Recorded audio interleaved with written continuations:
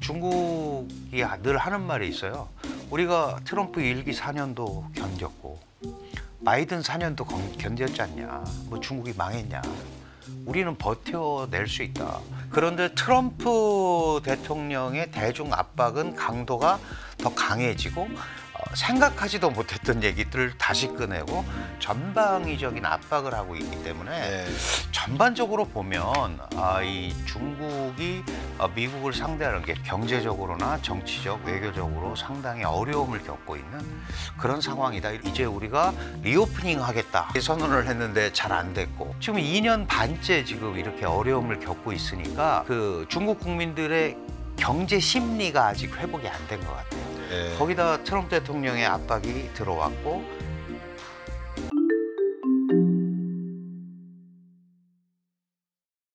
요즘 새로운 냉전 체제가 구축이 되고 있습니다. 2차 세계대전 이후에 펼쳐졌던 정치 이념적인 어떤 냉전 체제라기보다는 미국과 중국이 맞붙고 있는 이 쩐의 전쟁이라고 해야 될까요? 아니면 21세기 패권을 놓고 새로운 냉전 체제에 대한 방향성을 이 두 양대 강국이 잡고 있는 것 같습니다.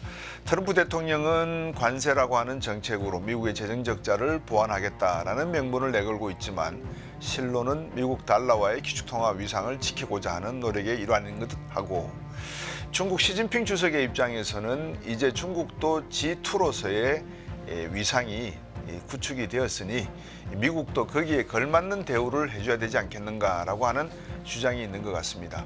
오늘 이 미중 관계의 새로운 접근을 어떻게 우리가 들여다봐야 될지 이 중국의 생각, 미국 트럼프의 생각, 각각의 생각에 대해서 오늘은 중국적 입장에서 조금 더 이 전문가적인 견해를 가지고 말씀을 들어보고자 한국외대 국제지역대학원의 간준영 교수님 모셨습니다. 안녕하십니까 교수님? 네, 안녕하세요. 네. 요즘 바쁘시죠? 많이들 찾으시죠? 글쎄 뭐 바쁘기는 한데 명확하게 해석을 잘 못하겠더라고요. 해석을 잘 못하시겠다고요. 그래도 중국은 저도 지난해 한 3번을 8월 이후에 다녀왔는데 경기가 위축된 거는 맞는 것 같아요. 네, 확실히 그렇습니다. 그렇죠. 우선 특히 이제 소비 경제라고 보통 우리가 얘기하잖아요. 그 쇼핑몰이라든가 특히 식당 이런 데가 굉장히 옛날에 붐볐던 거에 비해서 많이 좀 위축이 돼 있고 또 외국인들이 잘 안 보여요. 그렇죠. 이제 그런 것들이 굉장히 중요한 지표지 않습니까? 사실은 해외 교류가 막 일어나면서 뭔가 비즈니스도 생기고 그러는 건데 외국인들이 좀 꺼린다라는 느낌을 좀 받았고 중국 사람들도 계속 불안 요소가 나오다 보니까 내가 지금 돈을 쓰는 것보다는 갖고 있는 게 더 안정적일 것 같다. 그러다 보니까 중국 정부의 캠페인과는 별도로 돈을 잘 안 쓰려고 하고 이러다 보니까 이제 전반적인 흐름 자체가 조금 침체돼 있는. 그러니까 정부는 계속해서 작년 9월 24일부터 이제 소위 부양. 시진핑 주석은 부양 안 하겠다고 했지만 워낙 코너에 몰리다 보니까 이제 부양 정책을 실시를 했고 일부는 사실은 이제 그 효과가 나타나는 부분도 있기는 있습니다. 지금 그대로 집행이 되면 우리 돈으로 한 2천조 원 정도를 이제 푸는 거거든요, 시장에. 그러니까 어떤 형태로든 간에 그런 큰 흐름은 있는데 중국이 워낙 이제 항공모함 같이 크다 보니까 금방금방 효과가 안 나타나죠. 그런데 트럼프 대통령의 대중 압박은 강도가 더 강해지고 생각하지도 못했던 얘기들을 다시 꺼내고 지금 뭐 최근에는 우한 바이러스 실험실에서 나온 거다 우한에 또 이런 얘기를 다시 꺼내면서 아주 전방위적인 압박을 하고 있기 때문에 전반적으로 보면 이 중국이 미국을 상대하는 게 경제적으로나 정치적, 외교적으로 상당히 어려움을 겪고 있는 그런 상황이다 이렇게 보면 될 것 같습니다. 중국이 2천조 원을 우리나라 돈으로 푼다고 해도 중국 국민들이 지금 같은 불확실성 상황에서 해외로 돈을 갖고 지금 나가볼까라는 고민이 더 많지 이 돈을 갖고 국내에서 소비를 해도 될까라고 하는 생각은 못하고 있다는 말씀인 것 같습니다. 그렇습니다. 그거는 특히 그 2천조 원을 풀었지만 이제 중국이 지금 3, 4년 이상 소위 그 헝다로 인한 중국의 성장 방식에 굉장히 중요한 패턴이었던 부동산 개발 방식이 더 이상 이거 갖고는 안 되겠다. 이제 그런 것들이 그 소위 디폴트 사태가 난 거 아니겠습니까? 네. 그래서 주식시장도 마찬가지고요. 결국은 중국 정부가 그런 돈을 풀지만 그것들이 개인 소비자한테 가는 것보다는 운영 자금으로 푸는 게 많아요. 네. 예를 들면 당신들 기업은 망하면 안 되는 기업들이야. 당신들 주식회사는 증권회사는 망하면 안 돼. 그래서 그 운영 자금으로 간 거기 때문에 그 회사의 명맥을 살리는 데 일단 초점을 맞췄지 그게 국민들한테 가지는 않았어요. 그러니까 결국은 정부가 내수 경기를 자극하고 부양 자금을 했다고 그랬는데 국민들 입장한테는 안 오는 거죠. 안 오니까 더 안 쓰는 겁니다. 이제 이게 악순환이 돼버린 거예요. 실제로 잘 아시겠습니다만 코로나가 끝났고 이제 우리가 리오프닝 하겠다. 그렇게 장쾌하게 선언을 했는데 잘 안 됐고 그러면서 또 1년이 갔고 지금 2년 반째 지금 이렇게 어려움을 겪고 있으니까 그 중국 국민들의 경제 심리가 아직 회복이 안 된 것 같아요. 네. 거기다 트럼프 대통령의 압박이 들어왔고 수출을 못하게 하니까 공산품이 중국 국내에 쌓이고 있고 소비를 안 하니까 국내에 풀 수도 없고 경제 자체는 상당히 국민들도 그렇고 어려움에 지금 처해 있다 이렇게 봐야 되는데 그 중국이 늘 하는 말이 있어요. 우리가 트럼프 1기 4년도 견뎠고 바이든 4년도 견뎠지 않냐. 뭐 중국이 망했냐. 우리는 버텨낼 수 있다. 그리고 미국보다 더 나은 그 소위 과학기술도 우리가 몇 개 가지고 있다. 그러면은 이제는 그렇게 과거같이 뒤로 물러설 일만은 아니지 않느냐. 그리고 우리도 잘해보려고 하는데 미국이 계속 압박을 한다. 그러니까 오히려 이제 애국주의를 조장하고 애국 소비를 조장하고 그래서 저는 개인적으로는 이제 그러니까 트럼프 대통령의 중국 때리기라든가 이런 전략적 확실성은 분명히 있는데 이 전술적으로 너무 불확실한 거죠. 그런 부분이 자칫 중국의 소위 시진핑의 위상이라든가 국제사회에서 중국이 미국보다 더 안정적으로 보이게 하는 역효과 이런 것들이 지금 나타난 것 같아요. 근데 이제 교수님 생각에 미국의 지금 전술적인 측면은 우리가 딱 놓고 봤을 때 관세라고 하는 건 사실 너무 단순하고 전술적으로 보면 너무 취약한 부분이 많이 드러나지 않습니까? 그렇습니다. 네. 중국 입장에서는 여기에 대해서 너무나 공격하기 쉬운 게 많을 것 같아요. 잘 알고 있죠. 그렇죠. 미국의 의도를 잘 알고 있기 때문에 사실 어떻게 보면 관세는 가장 낮은 수단이잖아요. 그렇죠. 사실은 그거를 낮은 수단을 쓰면서 트럼프가 강조하는 것은 미국의 재정 적자를 축소를 해야 되고 그러다 보니까 감세안도 통과시켜야겠다고 네. 또 생각을 하고 있고 무역 적자가 많이 나는 곳부터 때리기 시작하는 거 아니겠습니까? 그렇죠. 그러다 보니까 이제 여러 개가 걸린 건데 이거는 트럼프 2기 때 갑자기 나온 게 아니고 사실 트럼프 1기에도 늘 그런 생각을 한 거예요. 중국은 훔친 기술과 불법으로 취득한 기술, 해킹한 기술, 강제 이전받은 기술을 가지고 물건을 제조해서 각종 비관세 장벽, 환율을 조작을 하거나 보조금을 줘서 그렇죠. 국제 무역 질서를 해칠 뿐 아니라 그 과정에서 미국의 산업을 파괴하고 일자리를 뺏어갔다. 이제 거기까지는 우리가 늘 알고 있던 거예요. 네. 그런데 그 돈을 가지고 얘네가 군사력에 투자하더라. 특히 달러 패권, 뭐 인민폐 국제화 이러면서 그거에 달러 패권에 도전을 하고 해상 군사력에 도전을 해서 뭐 항공모함 전단을 벌써 3개나 갖고 있잖아요. 그렇죠. 이 해상 군사력이라는 게 미국이 세계의 경찰 역할을 하는데 아주 핵심 지위를 갖고 있었던 거고 특히 이제 최근에 과학기술 발전 추세에 따라서 사이버 안보에도 도전을 하더라. 네. 그러니까 이런 부분을 막으려면 여기에 돈을 못 들어가게 해야 될 거고 역산을 해보니까 무역에서부터 제일 좋은 게 관세다 이거죠. 네. 이렇게 시작을 한 겁니다. 그런데 그 트럼프 1기 때 그럼 과연 중국이 그 충격을 받고 죽었느냐? 그렇지 않았다는 거죠. 그렇죠. 놀랍게도 중국은 작년까지 13년째 세계 제조업 1위 국가입니다. 네. 그러면 우리가 충분히 산업 클러스터가 형성이 돼 있고 그래서 중국은 물건을 만들어내는 국가니까 네. 만들어내는 기술은 갖고 있는 거잖아요. 그럼 미국은 사쓰는 입장인데 그럼 당신들이 언제까지 안 사쓰나 보자 하는 게 기본적으로 머리에 좀 있는 것 같아요. 거기에다가 중국이 가지고 있는 몇 가지 소위 제재 수단 같은 것들이 있죠. 어쨌든 미국한테 많이 사잖아요. 에너지도 사고 농산물도 사고 보인기도 구매하고 예를 들어서 이런 거에다가 많이 뭐 보도가 됐습니다만 히토류라는 그 금속을 가지고 있고 히토류는 원래 원소 상태로 있는 거라서 재련을 하는데 엄청난 이 소위 환경 공해를 유발을 합니다. 그러니까 미국 같은 데서는 그걸 일찍이 이제 포기를 한 거죠. 그쵸. 원래 미국도 히토류가 다 있습니다만 그래서 중국이 그걸 하다 보니까 이제 뭐 전 세계 점유율을 뭐 80%까지 네. 늘렸고 결국은 이런 것들이 시진핑이 2012년에 이제 중국의 권력을 잡는데 그 이후에 지금이야말로 미국을 극복할 수 있는 절호의 기회라고 생각을 하는 거죠. 네.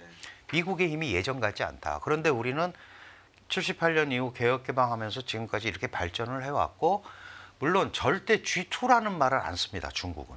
왜냐하면 G2라는 말에 안을 들여다보면 G1은 미국이라는 거거든요. 네. 그럼 자기네는 미국 동생이니까 나는 그거 하기 싫다. 그래서 나는 세계 2대 경제체, 세계 양대 경제체 꼭 이런 표현을 씁니다. 그리고 태평양은 미국의 앞바다가 아니다. 시진핑이 한 말이 있죠. 태평양은 중국, 미국 양국을 품을 만큼 바다가 넓다. 그런데 그걸 왜 당신들 혼자 하려고 그러느냐. 그러니까 제가 이렇게 장황하게 말씀드린 이유는 중국이 그냥 버티는 건 아니다. 우선 전략적으로 미국의 힘이 조금 쇠퇴됐고 그거를 커버하기 위해서 트럼프 같은 강공책도 나오는 거다. 그러나 우리가 뭔가 능력을 갖고 있으면 일정 부분 버틸 수는 있다. 그래서 중국은 지구전을 택하는 거예요. 오래 버티는 그리고 중국이 그렇게 옛날에 뭐 잘 살아본 적이 있냐. 최근에 그런 건데. 근데 미국은 GDP가 8만 달러란 말이죠. 네. 여기 13,000달러고. 미국 사람들이 만약에 그런 게 4만 달러로 떨어지면 정말 국가가 뒤집어질 거예요. 그러나 중국이 13,000불에서 조금 정말 압박을 받아서 11,000불이 됐다. 별 차이 없다고 생각하는 거죠. 그래서 이러한 그 버티기 작전, 지구전 이런 쪽으로 흐름을 좀 가지고 가는 것이 중국의 생각이고 트럼프의 이런 정책이 또 시진핑 정책이라든가 시진핑 정권, 정부 지도부가 사실 경제 때문에 굉장히 어려웠는데 약간 살려준 면이 있습니다. 미국의 압박을 우리가 견뎌야 되는데 그럼 우리가 좀 똘똘 뭉쳐야 되지 않겠냐. 애국주의, 애국 소비 이런 것들이 지금 전반적으로 중국의 흐름이 잡히다 보니까 오히려 그런 면에서는 시진핑 시스템을 더 공고화해 준 면이 표면적으로 보이죠. 그런 것들은 정말 트럼프 대통령이 시진핑 체제에 타격을 주려고 했다면 그거는 본인의 생각보다 조금 넘어서는 정도의 중국의 응집력을 오히려 해준 이런 부분이 있는 것 같습니다. 네. 방금 말씀 주신 것처럼 시진핑 체제를 오히려 더 강화시켜주는 그런 후폭풍이라 그럴까요? 반대급부가 발생해버렸는데 오히려 이럴 때 중국이 문을 더 열어버리고 개방을 확 해버리면서 트럼프 대통령이 잘못 바둑판에 알을 놓은 것을 포위해버리는 역포위 전략으로 가도 좋을 듯한데 그 점은 생각 안 하고 있을까요? 이론적으로는 그게 이제 맞습니다. 지금 네. 말씀하신 게.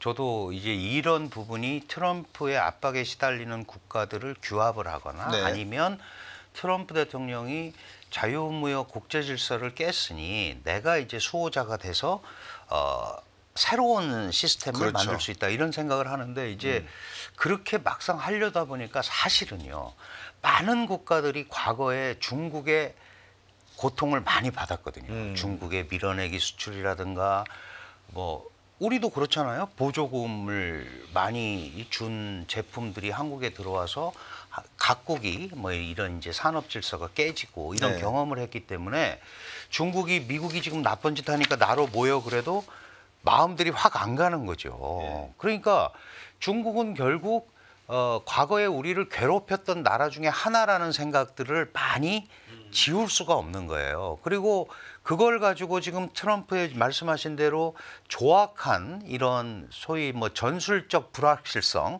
이거에 대한 피해를 보고 있지만 그렇다고 우리가 중국을 따라가느냐 여기에 대해서는 약간 이제 부정적인 시각이 있는 거죠. 우선 최근에 보면 한중일 외교장관 회담이나 통상장관 회담이 열립니다. 네. 이제 백악관에서 회담할 때도 한중일이 모여서 회의하는데 트럼프 대통령 어떻게 생각하냐 그러니까 나 신경 안 쓴다. 아무도 미국에 도전할 수 없다. 이제 이렇게 이런 지하에 정리를 해버렸는데 사실은 한중일이 뭔가 뭐 한일중이든 한중일이든 이 세 나라가 합쳐서 뭘 하기에는 시스템이 안 맞습니다. 네, 그렇죠. 중국적 시스템과 우리는 어쨌든 자유민주, 자유시장주의 경제고 중국은 여전히 뭐 시장화율이 90%가 넘었다고 얘기하지만 분명히 일부 통제 시스템이 돌아가고 있기 때문에 이거를 셋이서 동등하게 놓고 이렇게 갈 수가 없는 거거든요. 그러니까 그런 면에서 중국은 이 기회를 자신들의 역량을 발휘하고 그래서 미국에 대항할 수 있는 새로운 시스템을 만드는 데 초점을 맞추고 있으나 아직까지는 그런 거를 끌고 갈 만한 구체적인 동기를 다른 나라한테 부여하지 못했던 거죠. 그런데 이제 지금 와서는 내가 대장을 하면서 미국에 대항하자라는 판을 짜려고 그럴 때 과연 얼마나 많은 국가가 거기에 동의하겠느냐. 그런데 중국도 잊지 않고 있죠. 너희 미국 편에 있으면 이제 원래 이제 미국이 좋아하는 세컨더리 뭐 보이콧 제재 그럼 우리 같은 데도 그게 해당이 될 수 있어요. 미국 제품 뭐 하는데 너희 한국 뭐 우리가 니네 반도체가 우리 히토류 갖고 만드는데 제한할 수 있다. 이렇게 엮이게 돼 있단 말이죠. 그러면 지금 곽 박사님 지적하신 대로 이 유치함의 그 끝이 결국은 이렇게 전 세계적으로 파생이 되는 거예요. 그 유치한 게 그런 거죠. 내가 10% 때리니까 저쪽도 10% 대응 관세에서 결국 145대 125가 됐는데 무역이라는 게 한 50%만 넘어가도 안 이루어지는 거잖아요. 그러면 그렇죠. 중국은 왜 계속 그거를 치받느냐. 어차피 100%나 150%나 200%나 무역 안 이루어지는 건 마찬가지라고 생각을 그렇죠. 하는 거죠. 네. 그러면서 나는 제조업자고 나는 그런 제조 클러스터를 가지고 있고 내가 버티는데 더 유리하지 않겠느냐라고 생각을 하는 게 현재 중국의 입장이다. 네. 그게 뭐 얼마나 이어질지는 모르겠어요. 그리고 미국 같은 경우는 이제 제가 판단을 할 때는 원래 이제 정책이라는 게 그렇잖아요. 이게 90% 이익이 있고 10%의 마이너스가 생길 수 있다. 네. 우리가 보통 정책을 하면은 5.5 대 4.5 해도 전략적으로 선택을 하잖아요. 그렇죠. 근데 지금 트럼프는 관세는 좋은 거고 이건 미국한테 영원히 이익이 될 거라고 얘기를 하는데 문제는 관세가 좋다는 게 90이고 안 좋은 면도 있다는 게 10인데 문제는 지금 10이 먼저 나타나기 시작을 했다.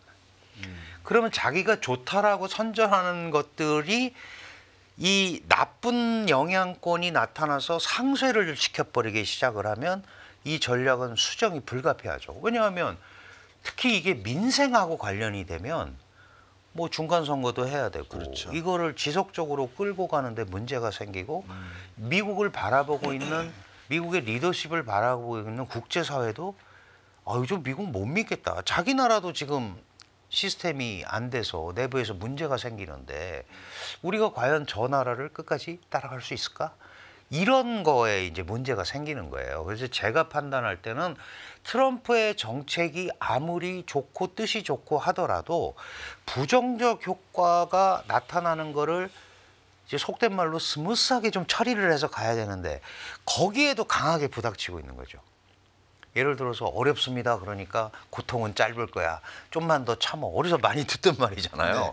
특히 뭐 이 사회주의권에서 많이 쓰던 말들을 그거를 지금 미국이라는 민주주의, 의회 민주주의 국가에서 어떤 일개인이 강조를 하다 보니까 이거는 어떻게 보면 이거 트럼프 황제 아니야? 시황제보다 더 센 거 아니야? 이런 부분들에 대해서 이제 그 소위 많은 국가들의 의구심, 우려를 불러일으키는 게 문제다. 그럼 중국은 이게 찬스죠. 미국이 흔들린다. 그렇죠. 그런데 중국도 사회주의 정권이고 뭐 아시다시피 지금 10여 년째 2012년부터 시진핑 1인 시스템이 작동을 하고 있고 그다음에 주변 국가에 대해서도 그 녹록지 않은 영향력을 계속 발휘하려고 하고 이러다 보니까 이게 이제 결국은 충돌을 하게 됐고 한국만 괴로운 게 아니고 전 세계 뭐 미중 이외에는 다 괴롭죠. 근데 이제 특히 EU 같은 데가 반발을 하는 거는 중국한테는 아주 호조죠. 왜냐하면 EU라는 지역이 경제라든지 문화라든지 여러 가지에서 영향력을 발휘하는데 미국하고 갈라진 사이가 벌어진다 그러면 이거는 굉장히 좋은 찬스입니다. 그러니까 이제 그런 데와 같이 움직이고 동남아 얼마 전에 순방을 했잖아요. 그렇죠. 예, 이제 그런 데를 가서 이제 흐름을 이렇게 잡아보려고 하는 거죠. 그런데 그런 국가들도 섣불리 중국에 동조하기는 어렵습니다. 근데 미국보다는 훨씬 더 많은 거를 이전부터 풀고 있었죠. 아세안 국가들한테는. 네. 그거는 미국을 견제하고자 한 게 아니고 원래는 일본을 견제하고자. 일본의 동남아적 영향력이 굉장히 강하니까 오랫동안 일본이 해왔던 이런 부분들을 카바를 이제 중국이 해왔고 그래서 많은 국가들이 중국이 현찰을 들고 와서 얘기를 하니까 많이 넘어간 거죠. 그래서 그런 흐름 쪽에 그 어떤 중국은 나름대로 뭐 기회라면 기회를 잡았다. 이렇게 보는데 그 중국의 의도대로 갈지는 전혀 별개의 문제다. 이렇게 말씀을 드리고 싶습니다. 네.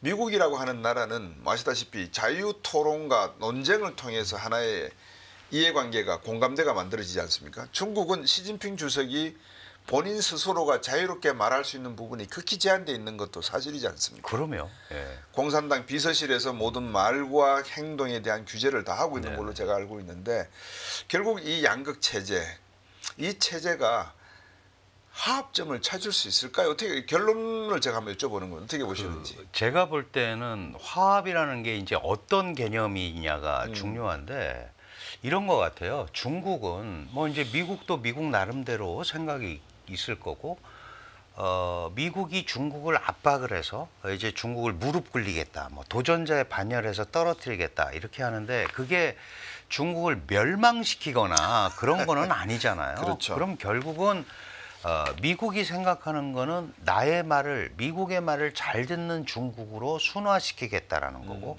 그러려면 내 카테고리 안으로 들어오라는 거죠. 그게 이제 G2 개념인데 그렇죠. 중국은 그거하고는 전혀 다른 생각을 가지고 있어요. 오케이, 미국의 영향력을 인정한다. 미국이 세계 질서의 제정자로서 움직여 왔다. 인정한다. 그러나 나도 이제 이쪽에다가 조그마한 공간을 마련해서 할 테니 당신들은 당신들대로 하시고 나는 나대로 하겠다. 조그만한 범위 내에서 새로운 질서의 제정자가 되겠다라는 게 중국의 생각이에요. 그런 것들이 표면적으로 드러난 게 1대1로 전략 같은 겁니다. 네. 1대1로 전략이라는 거는 기본적으로 이제 국내 경제적인 성장 동력이 막혔기 때문에 뭐 외자가 워낙 많았잖아요. 달러 자산이. 그런 걸 가지고 세계적 영향력을 경제적으로 넓히겠다라고 시작을 원래 한 거예요. 2013년에. 그런데 2018년에 공식적으로 선언을 했죠. 1대1로는 중국의 외교 전략이다. 근데 그렇죠. 이 외교 전략의 핵심이 뭐냐 하면 결국은 인프라 건설을 해야 되는 많은 나라가 있는데 돈이 없으니 내가 돈을 조달해 주겠다. 그래서 만든 게 AIIB라는 아시아 인프라 투자 개발 은행이란 말이죠. 돈 필요하다면 주고 내 말 들어. 그리고 그거 빌려줄 테니까 얼마 하다가 이제 못 갚은 나라가 많잖아요. 그러면 그렇죠. 경영권을 자기네가 가져버리는 거예요. 네. 근데 우리가 1대1로가 실패했다 성공했다 막 이런 얘기하지만 저게 무려 152개국과 사인을 한 프로젝트예요. 전 세계 나라가 200개밖에 없잖아요. 유엔 가입국이 194개인데 그중에서 152개국하고 사인해서 가는 거고 통계를 보니까 한 23나라 정도는 실패를 했다고 그래요. 돈 네. 잘못 빌려가지고. 네, 네. 근데 성공한 나라들도 있어요. 그러니까 이런 거를 가지고 대항체를 만드는 생각을 하는 거죠. 그러니까 미국을 지금 넘어설 수는 없지만 미국의 버금가는 역할을 작은 범주에서나마 하고 싶다라는 게 중국의 생각이에요. 네. 그런데 미국은 그걸 안 놔두는 거죠. 예. 왜? 결국은 저렇게 올라오다 보면 그 선발 강대국에 도전을 하게 될 거다. 이게 이제 미국의 생각이고 네. 트럼프 대통령은 어느 누구도 감히 미국에 도전하지 못하도록 하겠다. 강력한 군사력과 강력한 경제력과 범접하지 못하는 이런 그 국력을 가지고 도전을 차단하겠다라는 게 트럼프의 생각이고 중국은 어떻게든지 그 틈을 파고 들어가서 가려고 하는 거니까 접합점을 찾는다는 거는 사실 둘 중에 하나가 어느 거를 포기하기 전에는 어렵고 이런 시스템으로 갈 수밖에 없는 거죠. 다만 극단적인 충돌이나 이런 것들은 중간에 뭐 이제 협상이라든가 이런 걸 통해서 약간 완화되거나 이런 면은 있을 거예요. 이제 사실은 굉장히 미국과 중국이 유치하게 보이지만 이들 두 나라는 실질적으로 목숨 걸고 싸우는 거잖아요. 만약에 그렇죠. 트럼프가 얘기했는데 그게 잘못되면 어느 누구도 섣불리 뒤로 물러나려고 하지 않는 거죠. 이제 문제는 트럼프는 내년 중간선거 1년 반 남았고 그러고 2년 남은 거예요. 시진핑은 어떻게 될지 모르겠습니다. 네. 그런데 뭐 더 연임을 하고 뭐 종신을 한다 그러는데 그거는 당연히 중화인민공화국 국민들과 특히 공산당이 선택할 문제이기 때문에 네. 우리가 그런 얘기를 뭐 섣불리 할 수는 없지만 어쨌든 시진핑은 그런 정치 권력에 대한 이런 시스템적 부담은 훨씬 적죠. 네. 내부에서는 문제가 생길 수 있지만 그렇기 때문에 시진핑이 여기서 뒤로 물러날 이유가 없다. 그렇다면 미국이 숙여야 되는데 미국이 숙일 리가 없잖아요. 지금 최근에 뉴스 나옵니다마는 시진핑 당신 문제가 있으면 미국에 와서 설명하라는 거 아니에요. 트럼프 내 앞에 와서 설명해라. 그러면 아시다시피 젤렌스키 모양을 만들려고 하는 거거든요. 지금 시진핑이 가겠습니까? 중국은 밑에서 다 논의한 다음에 마지막에 가서 도장 찍고 악수하는 걸 하지 내가 가서 중국의 지도자가 트럼프한테 설명하고 이러는 거는 그건 뭐 중국의 역사나 이런 데서 그렇죠. 원래 전통하고는 다르지만 있을 수가 없는 일이거든요. 네. 그러면 그거는 무리한 요구를 하고 있는 걸로 중국에서는 보는 거예요. 막 초청하잖아요. 내 취임식 때 시진핑 와라. 네. 그렇게 여럿이 있는 n분의 1의 시진핑이 가겠습니까? 그렇죠. 안 갑니다. 예. 다 알면서 서로 하는 거죠. 그렇기 때문에 서로 속내를 잘 알기 때문에 이게 상당 부분은 갈 수밖에 없다. 다만 이제 한 가지 우리가 좀 주의해서 봐야 될 거는 양 지도자 모두 민생에 문제가 생기는 데서는 자유스러울 수가 없다. 그렇죠. 민생에 문제가 생기면 중국은 공산당 통치의 합법성, 정통성에 영향을 받게 돼 있어요. 네. 미국은 선거를 통해서 그거를 그렇죠. 바꿀 수 있고요. 그러니까 이런 부분을 제외한 뭐 이런 부분이 원래 이제 기초가 되겠지만 이 부분 말고는 전체적으로 국가를 끌고 가는 데는 현상적으로는 시진핑이 더 나은 거죠. 네. 이제 그런 것 때문에 아까 말씀하셨다시피 더 안정적으로 보이고 이런 게 나타나는 것 같습니다. 미국과 중국 간의 어떤 물밑 협상 또는 우리가 이제 흔히 말하면 그 블라인드 커뮤니케이션 채널이라 그러는데 이제 닫혀진 보이지 않는 그런 소통 채널이 존재를 해야 되는데 최근엔 보이지 않는 것 같다 이런 이야기들이 가끔 외교가에서 흘러 나오거든요. 이 문제는 어떻게 보십니까? 실제로 그렇습니다. 지금 일단 어쨌든 이제 미중 간의 대화가 되려면 미국의 중국 대사관, 그다음에 이제 그렇죠. 북경의 미국 대사관 이런 데서 일단 뭐가 좀 커뮤니케이션이 그렇죠. 돼야 되고 그 전에는 이제 트럼프 일기 때 이럴 때는 이제 그 복심들이 있었죠. 시진핑의 복심. 예를 들면 리오허라는 사람을 네, 보냈고 문호신이 있었고요. 예, 그 왔다 갔다 하고 예. 지금은 이제 허리펑이라는 사람을 이제 실제로 부총리지만 수장의 역할을 하거든요. 네. 근데 미국이 그런 요구를 하는 거예요. 차이치를 데리고 와라. 그러니까 서열 5위입니다. 거의, 예. 시진핑의 복심이니까. 그러니까 예를 들어서 무슨 회담하면 그 사람 안 오면 나 안 치겠다. 그러니까 얼마 전에 중국도 그걸 걸었어요. 네. 협상이나 뭘 하려면 트럼프가 뒤집지 않을 얘기를 갖고 오는 사람만 우리가 상대하겠다. 그러니까 이것도 자존심 싸움을 하는 거예요. 네. 그러니까 아니 여기 와서 대표라고 왔는데 가지고 갔더니 트럼프 대통령이 야 이거 안 돼. 이러면 안 된다 이거죠. 우리도 그걸 하겠지만 당신들도 우리에 걸맞는 진짜 그런 사람들로 먼저 얘기를 하자. 그러니까 이게 사실 굉장히 높은 층차의 자존심 싸움이 걸려 있는 그렇네요. 거예요. 그러니까 이거가 이루어지기 전까지는 그런 물밑 대화나 이런 것도 쉽지는 않습니다. 네. 트럼프 대통령은 뭐 중국으로부터 연락이 왔다 그런 얘기는 계속 하고 있지만 실질적으로 의미 있는 상황의 그런 그 교류는 없기 때문에 네. 저거는 전 세계적으로 굉장히 불안하게 하는 겁니다. 이 두 나라가 세계 그렇죠. 지도국이고 그렇다면 네. 흐름상 이 메시지라도 좀 줘야 되는 거 아닙니까? 근데 뭐 전화 통화라도 한번 하든지 이런 것들이 안 이루어지니까 지금 이 세계는 많은 사람들이 야 이건 미국하고 중국이 다 자기네만 살려고 너무 그러는 거 아니냐. 이렇게 되면 이건 미중한테 다 유리할 게 별로 없는 일들이에요.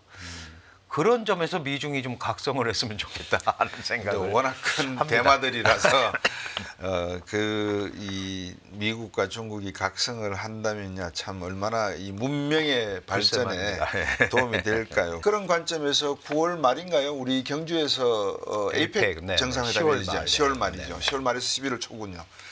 어떻게 보십니까? 에이펙 정상회담 때 시진핑 중수하고 트럼프 대통령이 오지 않겠습니까? 어떻게 보십니까? 뭐 와야 된다고 생각을 하죠. 왜냐하면 트럼프 대통령은 안 와도 아마 시주석은 올 거예요. 안 와도 이제 내년에 에이펙 개최국이 미국, 중국이고요. 중국이죠. 예. 예.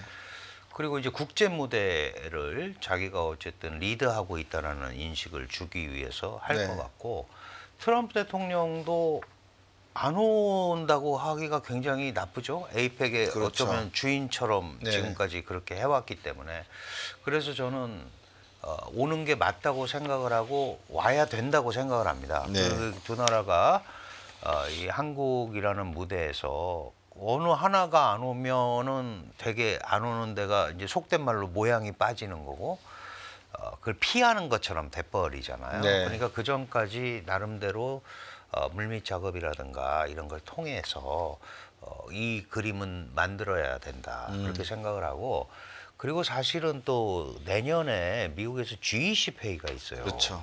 그러면은 이게 서로 다 주고받는 건데 그런 모양을 지금부터 잘못 만들면 안 되잖아요. 그래서 네. 저는 그 한국 경주 에이펙이 그런 좀 계기가 될 수 있다. 그렇게 보는 거고 그렇다면 나름대로 어쨌든 공식적으로는 주최국이 초청하게 돼 있으니까 네. 미중 양 정상을 초청하는 형태가 되는 거고 그렇다면 중간 역할을 또 충분히 하는 거를 보여줄 수 있는 거고 그래서 저는 그 이루어질 거다 이렇게 판단을 합니다.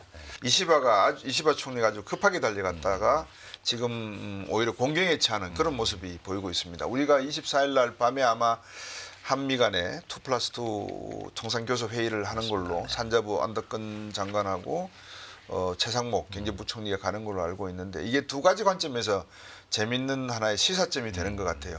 하나는 이후에 한덕수 총리가 갈 것인가. 그렇죠. 예. 간다는 말은 상당한 진전이 있다는 의미가 되거든요. 네.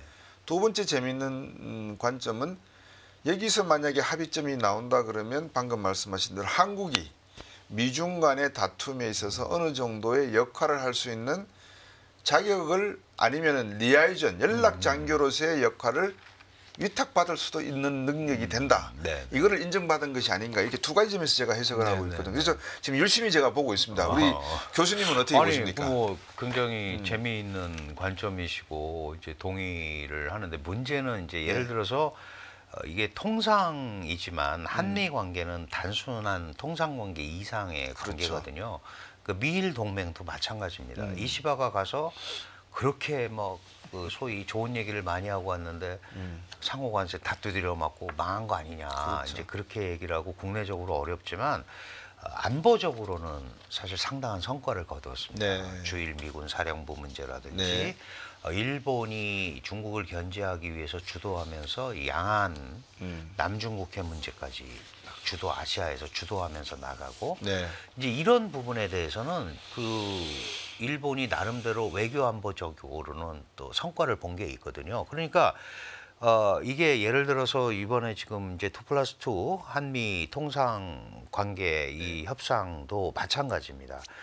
통상에서 뭔가 확 그런 게 없더라도 다른 부분에서의 성과가 있을 수 있거든요. 네. 그런데 이제 지금까지는 한국하고 얘기를 미국이 좀 멀리 했던 이유가 한국의 리더십이 여러 가지로 어려움에 처해 있었고 공백 상태였었고 그러니까 사실 우리가 그 사이를 좀 피한 거잖아요. 네. 그런데 이제 갑자기 이렇게 그렇죠. 특정 5개 국가들 우선 협상 대상으로 한 이유는 지금 이제 미국의 그 정책이 일단 일부는 좀 벽에 부닥친 면이 있고 그거를 결국은 가장 가까운 동맹들하고 풀면서 보여줘야겠다라는 것 때문에 이제 그렇게 된 거거든요. 그러니까 일본처럼 탁 달라붙어가지고. 근데 우리는 그렇게 하기가 쉽지가 않고 그리고 트럼프 대통령이 뭐 어떻게 할지는 모르지만 한국 조선업 대단해 막 이래서 했다가 이제 우리가 독점 아닌 이상한 형태가 되면 너희는 한국 미국 돈 다 가져가는구나. 너희 더 내. 또 언제 그럴지도 모르는 상황이란 말이죠. 네. 그렇다면은 우리가 그런 부분에 대해서는 굉장히 전략적으로 접근을 하고 그런 얘기를 해야 될 필요가 있다. 근데 우리가 6월 3일 날 선거를 앞두고 있고 어디까지 뭘 얘기를 해야 되는지는 저는 사실 잘 모르겠어요. 모르지만 국익 우선 뭐 이런 거를 최대한 내세우면서 버팅기기 작전을 하면서 뭘 좀 가야 되는 게 맞는 거 아닌가. 뭐 미국 얘기를 무턱대고 다 들어줄 수는 없잖아요, 사실은. 네. 일본 플라자 합의가 다 들어줬다가 문제가 생기는 것처럼 아닌 거는 좀 아니라고 하고 그래야 또 중국한테 레버리지가 또 생기고 네. 이런 전략으로 좀 움직여야 되지 않을까 그런 생각이 듭니다. 우리 강 교수님 말씀을 듣고 보면 우리나라가 가질 수 있는 그 기회 중에 하나가 제가 이제 쉽게 풀어서 이렇게 말씀을 드립니다.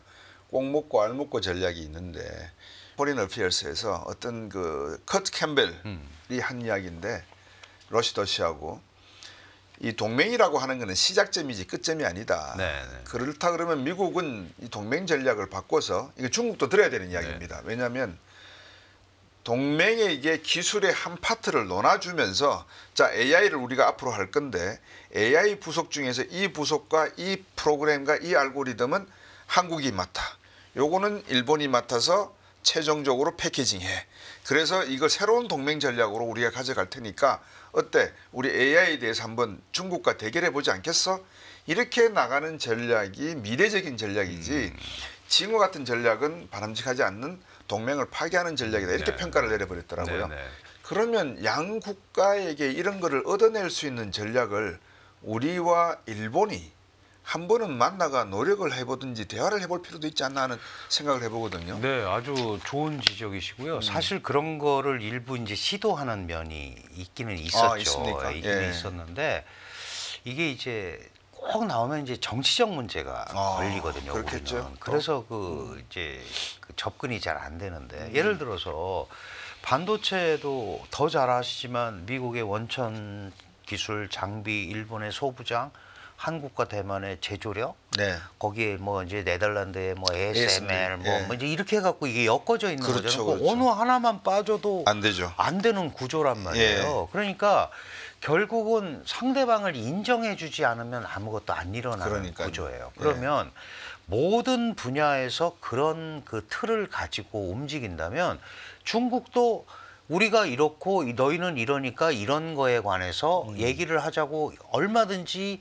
할 수 있는데 중국은 이제 그러면은 결국은 머릿속에 미국하고 한국, 일본하고 한국은 미국 편이야.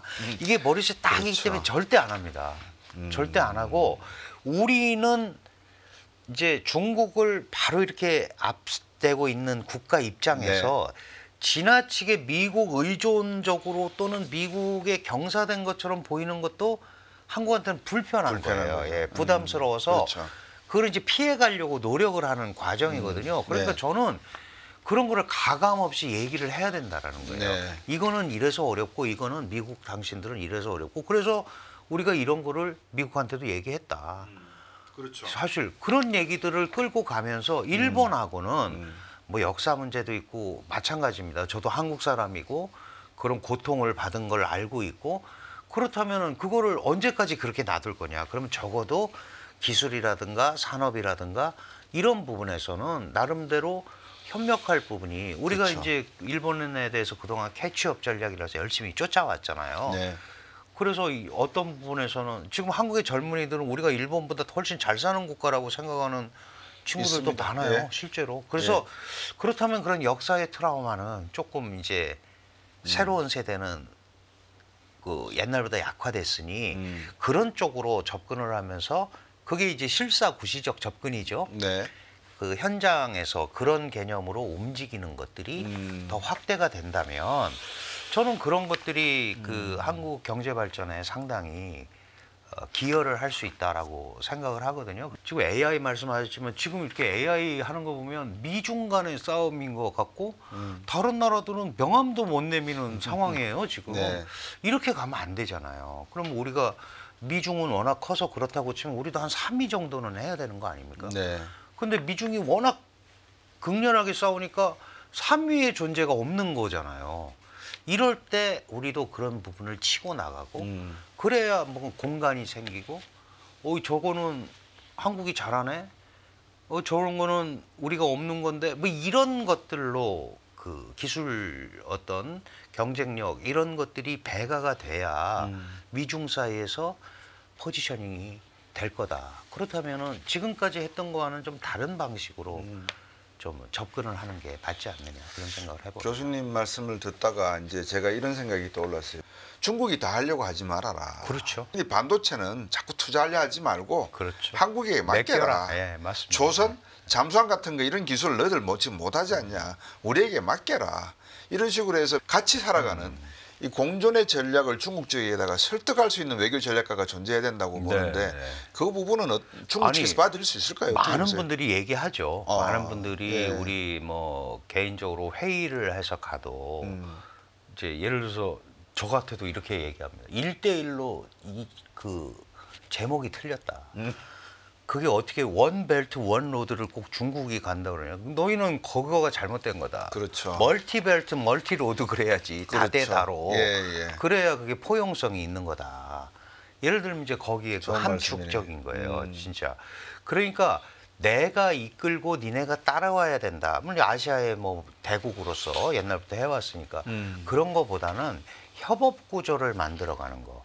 이런 부분에 대해서 역할을 하면 가지 말라고 그래도 당신들하고 협력하는 부분이 생길 수 있다. 그런 얘기를 많이 하는데 아직은 중국이라는 나라가 그렇게 이제 이렇게 보편적으로 이걸 내놓고 가기에는 아직 그런 시스템은 갖춰지지 않은 것 같아요. 네. 그런데 그것도 많은 국가들이 그렇게 얘기하면 그 설득력이 생길 수 있는 거거든요. 직군 질문 하나 여쭙고 싶습니다. 이제 우리나라도 6월 3일 되면 이제 새로운 정부가 출범하지 않습니까? 한미 정상회담이 먼저 열릴까요? 한중 정상회담이 먼저 열릴까요? 어느 것부터 해야 됩니까? 저는 일단 이게 되면 지금 한중 간에는 할 게 별로 없어요.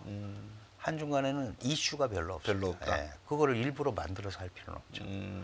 왜냐하면 예. 뭐가 중요하다라는 게 아니고 한중 간의 핵심 의제가 지금 어떻게 돼 있느냐가 네. 더 중요한데 한중 정상은 지금 당장 만나서 합의를 하거나 뭐 이게 할 게 별로 없어요. 논의할 게 별로 없다. 그렇다면은 한미가 이게 되고 나면 한미가 당연히 우리는 이제 현실적으로 안보 문제라든가 이런 게 있기 때문에 네. 그런 쪽으로 가는 게 수순이 만약에 중국하고 첨예하게 어떤 문제가 얽혀 있어서 풀어야 된다면 그거는 또 별개로 생각해야 되지만 네. 지금 한중 간에는 특별하게 그러니까 양쪽에 사활을 걸거나 그렇네요. 하는 그런 게 없다. 근데 이 점은 있습니다. 예를 들면 최근에 우리 언론이 자꾸 이 팔로우를 안 하는 그런 단점을 갖고 계시는 것 같던데 제주도 동남쪽으로 중국이 서해 구조물 서해 설치하고 구점을 네, 설치하고 네, 있잖아요. 네, 지금 네. 이거 팔로우 안 하거든요. 우리나라의 정부에서. 네. 저 이거 심각한 문제라고 생각하는 사람입니다. 굉장히 심각합니다. 음, 그 사실은 그 PMG라는 데가 이제 잠정 조치 수역이고 그렇죠. 잠정 조치 수역에는 어업과 항해 이외에는 모든 걸 할 수 없게 돼 있어요. 그런데 지금 이제 구조물 2개를 놨고 그게 연어 양식이라고 했는데 보니까 뭐 중동에서 쓰던 폐시추선 모양을 갖다 놨다. 네. 그럼 지하자원 탐사랑 연결이 될 수가 있고, 그다음에 지금 그렇지 않아도 서해 지역에 중국의 해상 역량, 군사력이 집중이 돼 있는데 이 서해 바다는요 평균 수심이 44m밖에 안 됩니다. 그러니까 제일 깊은 데가 90m밖에 안 돼요.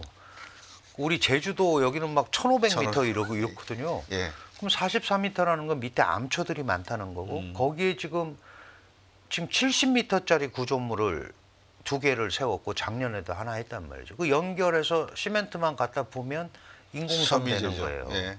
그러면 이게 이제 장기적으로 영유권 그 주장 전략 네. 이런 거가 올 수가 있거든요. 그러면 잠정 조치 수역에는 못하게 돼 있는데 사실은 중국이 규정을 위반한 거예요. 네. 그리고 자신들은 잠정 조치 수역이지만 중국 측에 제일 가까운 데다 했기 때문에 전혀 문제가 없다고 그러는데 그러면 영해에다 하면 되죠. 근데 왜 잠정 조치 수역을 가져와서 합니까? 그렇죠. 왜냐하면 국가가 영해 12L이 배타적 경제 수역 200L이 한 200L이면 한 370km 정도 되는데 서해안이 400km밖에 안 돼요. 그러면 양쪽에 700km가 있어야 반씩 인정 나눠 갔는데 그래서 잠정 조치 수역을 한 거고 그러면은 잠정 조치 수역은 공동 관리하게 돼 있다는 원칙을 지켜야죠. 일단 그 부분에 대해서 강력하게 얘기를 해야 되고 그거보다 더 심각한 문제는 지금 그 잠정 조치 수역의 중간선이 124도 30분이에요. 근데 중국하고 북한이 61년도에 124도 선으로 자기네 경계 백정을 한 게 있어요. 네. 그걸 쭉 내려가니까 그러니까 우리도 124도니까 네. 그러면 중국이 한 서해 바다의 한 70%가 중국게 됩니다. 그러네요. 이런 것들 그리고 거기서 지금 해상 군사 훈련을 하고 있어요. 네. 그러니까 이런 것들을 종합적으로 지금 팔로우업 안 하신다고 그래서 그런 건데 이런 거는 계속해서 얘기를 해야 되고 그러니까요. 경각심을 가져야 되는데 이제 그런 부분은 저도 똑같은 생각을 갖고 있습니다. 저도 네. 그래서 칼럼도 쓰고 그랬는데 네. 그게 뭔지를 잘 모르는 거죠. 그 사실 우리 국회나 이런 데서는 중국은 다양한 형태로 접근을 하거든요. 여론전, 법률전, 뭐 심리전 그렇죠. 그러잖아요. 마지막에 꼭 법을 만듭니다. 그럼 우리도 다 대응 입법을 해야 되는 거예요. 네. 근데 그런 것들을 우리 국회가 안 하고 있다. 이런 부분들이 안 되니까 이 사회적으로 공론화도 안 되고 그리고 곽 박사님 생각하신 대로 굉장히 심각하다. 지금 중국의 항공모함 전단이 3개인데 네. 이 2개 전단의 모항이 서해에 있습니다. 네. 30만 명의 보통 때는 어민인데 이제 군사협조라는 민병이 있고요. 그 경항공모함으로 옛날에 불렀던 강습 상륙함 4척이 지금 이쪽에 왔다 갔다 하고 있어요. 예. 이게 지금 서해가 자칫하면 중국 바다가 되는 이게 심각한 상황입니다. 그래서 우리가 삼면이 바다 이렇게 배웠잖아요. 그거 지켜야죠. 근데 지금 이렇게 가면은 이런 중국의 소위 살라미 전술에 노출될 수밖에 없고 그런 어려움에 처하기가 딱 돼 있는 상황입니다. 예, 시청자 여러분, 오늘 강준영 교수님을 모시고 미중 간의 여러 가지 이 대결 양상에 대한 말씀을 나눠봤습니다. 마지막에 드린 질문에 대해서는 국민 여러분들도 꼭 한번 우리 강 교수님의 말씀을 참고로 해서 계속해서 팔로우를 하시고 관심을 가져주셨으면 하는 생각이 들고요. 한국 경제 이제 6월 3일 이후로 새롭게 펼쳐지는 정부와 함께 우리가 생각해야 될 실리적인 외교, 우리 대한민국의 국가의 이해관계에 대해서 많은 시청자분들께서 깊게 한번은 고민해 보셨으면 하는 생각입니다. 오늘 미중 관계에 대해서 중국 쪽의 생각 그리고 입장을 잘 정리해 주시고 우리가 어떻게 가야 될지의 방향도 제시를 해주신 한국외국어대학교 국제지역대학원 강준영 교수님께 감사드리겠습니다. 고맙습니다. 교수님. 감사합니다. 매일 돈을 쓰는데 그 가치는 누가 정할까요? 정답은 슈퍼달러 슈퍼리치에 있습니다. 복잡한 공식은 빼고 투자 타이밍을 잡는 환율의 핵심만 담았습니다. 빠르게 변화하는 금융시장, 그 중심엔 언제나 환율이 있습니다. 오늘부터 환율과 썸 타볼까요?